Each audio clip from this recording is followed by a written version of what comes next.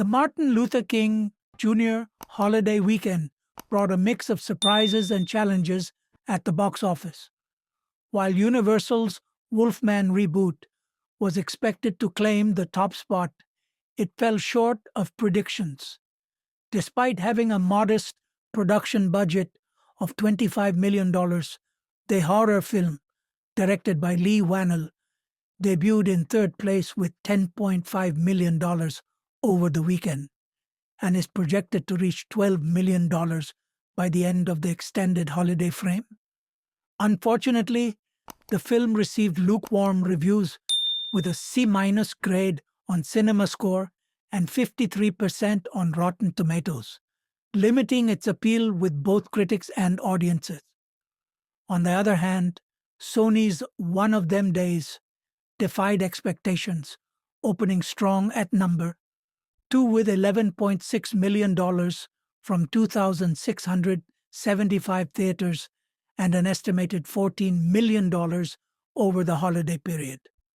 Directed by Lawrence Lamont and starring Keke Palmer and SCA, the R-rated buddy comedy received stellar reviews, including an A- on CinemaScore and a 97% rating on Rotten Tomatoes. Its modest $14 million budget positions it to be a major commercial success for Sony, and its positive word of mouth is expected to keep the momentum going. At the top of the charts, Disney's Mufasa, The Lion King, bounced back to number one after briefly losing its crown to Lionsgate's Den of Thieves 2 last weekend.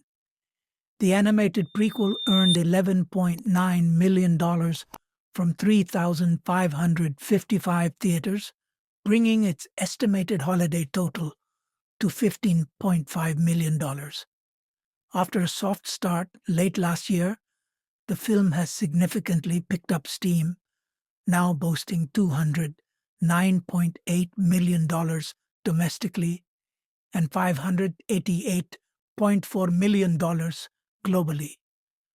Meanwhile, Paramount's Sonic the Hedgehog 3 showed continued strength, earning $8.6 million over the traditional weekend and $11 million for the extended holiday, pushing its global total to an impressive $420 million after 5 weeks. The kid-friendly sequel has already surpassed the lifetime grosses of its predecessors, cementing the franchise's continued success. Den of Thieves 2, Pantera.